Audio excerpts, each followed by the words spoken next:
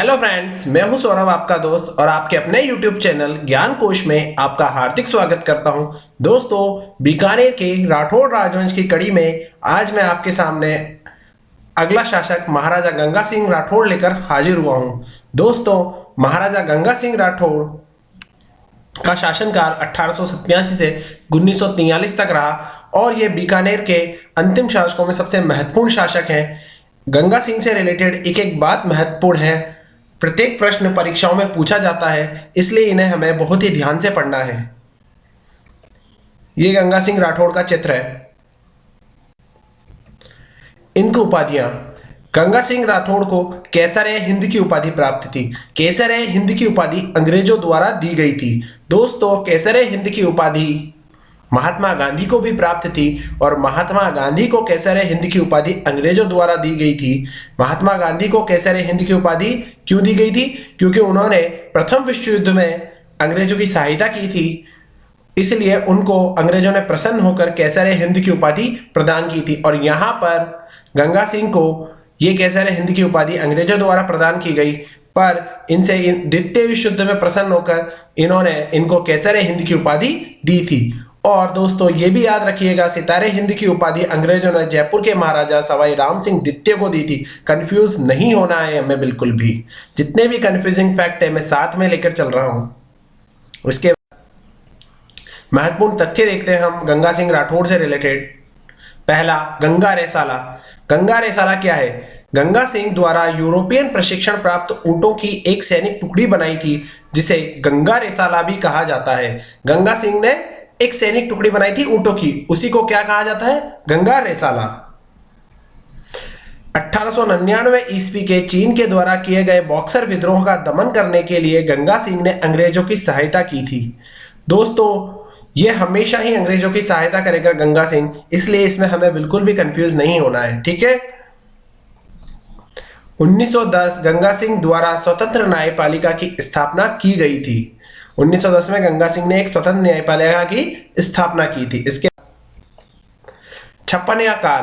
दोस्तों, गंगा सिंह ही वो शासक है बीकानेर रियासत का जिसके शासनकाल में छप्पनिया अकाल पड़ा था। दोस्तों, छप्पनिया अकाल 1956 में नहीं पड़ा था, यह सन 1899 में पड़ा था और उस समय विक्रम संवत था 1956, जिसी के कारण यह छप्पनिया काल कहलाता है।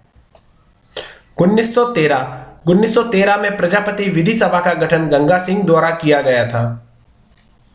1916 BHU बनारस हिंदू विश्वविद्यालय। दोस्तों, बनारस का जो हिंदू विश्वविद्यालय है उसकी स्थापना के लिए सर्वाधिक पैसे भी गंगा सिंह ने ही दिए थे।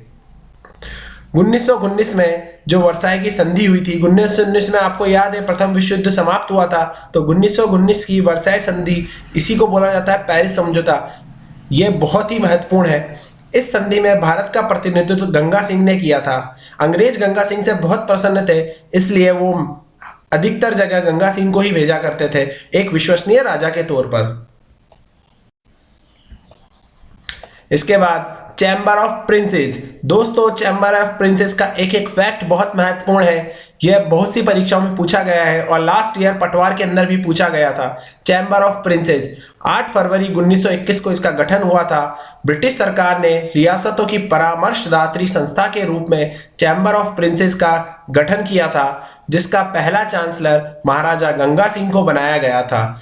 दोस्तों, पहला चांसलर किसको बनाया जा रहा है? महाराजा गंगा सिंह को। और ये रियासतों की परामर्शदात्री संस्था थी, उनको परामर्श देने का कार्य करती थी। अलवर के महाराजा जय सिंह के कहने पर चैम्बर ऑफ प्रिंसेस का नाम बदलकर नरेंद्र मंडल कर दिया गया था। दोस्तों, चैम्बर ऑफ प्रिंसेस का नाम बदलकर ही बाद में क्या कर दिया जाएगा? नरेंद्र मंडल। दोस्तों, गंगा सिंह ने ही गंग नहर बनाई थी। महाराजा गंगा सिंह ने 1925 ईस्वी में गंग नहर की आधारशिला रखी थी, जिसे विश्व की प्रथम पक्की नहर कहा जाता है। 1927 में बनकर तैयार हुई। 1927 में गंग नहर का उद्घाटन तत्कालीन गवर्नर जनरल लॉर्ड इरविन द्वारा किया गया था। दोस्तों, याद रखिएगा, उस समय गवर्नर जनरल कौन था? Lord Irwin. और इसी के जरिए ये क्या करेगा? इसका उद्घाटन। यह भारत की प्रथम सिंचाई परियोजना है। इसके द्वारा सतलज नदी का पानी गंगा सिंह द्वारा राजस्थान लाया गया था। दोस्तों याद रखिएगा, गंग नहर में कौन सी नदी का पानी आता है? सतलज नदी का। इसलिए गंगा सिंह को आधुनिक भारत का भागीरथ या राजस्थान का भागीरथ भी कहा जाता है। राजस्थान का भागीरथ याद रखना दोस्तों, किसको कहा जाता है? महाराजा गंगा सिंह राठौड़ को। क्योंकि जो एक रेगिस्तानी इलाका है राजस्थान का, उसमें सबसे पहले नहर लाने का प्रयास कौन कर रहा है? महाराजा गंगा।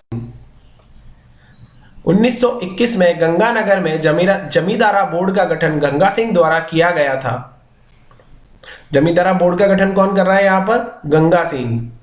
1930, 31, 32, ये बहुत ही इंपॉर्टेंट फैक्ट है दोस्तों। 1930, 31 और 32 तीनों गोलमेज सम्मेलन ब्रिटेन में जो हुए, उनके तीनों गोलमेज सम्मेलन में भाग लेने वाला एकमात्र भारतीय महाराजा गंगा सिंह ही थे। और दोस्तों गांधी जी कब गए थे? गांधी जी गए थे दूसरे गोलमेज सम्मेलन के अंदर। गांधी जी पहले और तीसरे गोलमेज सम्मेलन में नहीं गए थे। गांधी जी 1931 के गोलमेज सम्मेलन में गए थे। और तीनों ही गोलमेज सम्मेलनों में भाग लेने वाला भारतीय कौन था? महाराजा गंगा सिंह राठौड़। द्वितीय विश्व युद्ध के दौरान, अब दोस्तों द्वितीय विश्व युद्ध 1939 से 1945 तक चला था और इसमें गंगा सिंह ने अंग्रेजों का साथ दिया था। इससे प्रसन्न होकर अंग्रेजों ने गंगा सिंह को एक हेलीकॉप्टर दिया था, जो आज भी जूनागढ़ दुर्ग में रखा हुआ है।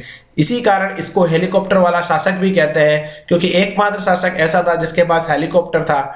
और आज भी ये जूनागढ़ दुर्ग, इसी जूनागढ़ दुर्ग को बीकानेर दुर्ग भी बोला जाता है। इस बीकानेर दुर्ग में आज भी यह हेलीकॉप्टर रखा हुआ है। प्रथम व द्वितीय दोनों ही विश्व युद्ध में गंगा सिंह ने अंग्रेजों का साथ दिया था। दोस्तों ये उस हेलीकॉप्टर का एक फोटो है जो जूनागढ़ दुर्ग में रखा हुआ है। गंगा सिंह ने बीकानेर में सिक्कों पर विक्टोरिया इंप्रेस लिखवाया। दोस्तों गंगा सिंह ने जो बीकानेर में सिक्के चलते थे उन पर विक्टोरिया इंग्लैंड की रानी थी, तो उसका नाम लिखवाया विक्टोरिया इंप्रेस। मतलब विक्टोरिया जी इनसे बहुत इंप्रेस थी, इसलिए इन्होंने क्या लिखवाया? Victoria Impress. जबकि मेवाड़ के महाराणा जो स्वरूप सिंह थे, उन्होंने क्या लिखवाया था? दोस्ती लंदन। दोस्तों जितने भी कंफ्यूजिंग फैक्ट है मैं साथ में लेकर चल रहा हूं। जबकि मेवाड़ के महाराणा स्वरूप सिंह ने दोस्ती लंदन लिखवाया था। रामदेव जी, करनी माता और गोगामेड़ी। रामदेव जी का मंदिर रामदेवरा में है, करनी माता का मंदिर देशनोक बीकानेर में, और गोगामेड़ी कहाँ है? नौहर हनुमानगढ़ में। तीनों मंदिरों का आधुनिक स्वरूप गंगा सिंह ने ही दिया था। लालगढ़ पैलेस का निर्माण।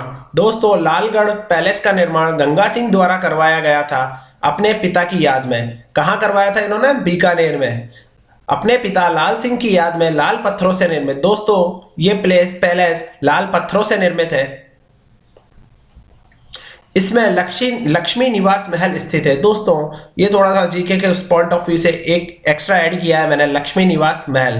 वैसे इतना इंपॉर्टेंट नहीं है, फिर भी मैंने डाला है इसके अंदर, क्योंकि आजकल बहुत बारीक क्वेश्चन बन रहे हैं परीक्षाओं में। यहां पर मैंने आपके लिए लालगढ़ पैलेस का एक फोटो भी इंक्लूड किया है इसके अंदर। देखिए वर्तमान में इस पैलेस के अंदर होटल संचालित है। बहुत ही अच्छा पैलेस है ये, गंगा सिंह द्वारा बनवाया हुआ अपने पिता की याद में। दोस्तों इसके बाद अगला राजा बनता है महाराजा सादरुल सिंह। ये अंतिम शासक था। ये इसकी इमेज है। इनके बारे में कोई महत्वपूर्ण तथ्य ज्यादा नहीं है, सिर्फ इतना सही है कि एक तो ये बीकानेर के अंतिम शासक थे और उसके बाद भारत के विलय पत्र पर हस्ताक्षर करने वाले। दोस्तों याद रखिएगा, भारत के विलय पत्र पर जब रियासतें भारत में मिलना चाह रही थी तो बीकानेर रियासत को मिलाने के लिए भारत के विलय पत्र पर हस्ताक्षर करने वाले पहले शासक, जिन्होंने 7 अगस्त 1947 को भारत के विलय पत्र पर हस्ताक्षर किए। यही इनकी सबसे इंपॉर्टेंट बात है जो आपको याद रखनी है परीक्षा की दृष्टि से, और इनकी कोई इंपॉर्टेंट बातें नहीं है। ठीक है दोस्तों, आज के लिए इतना ही।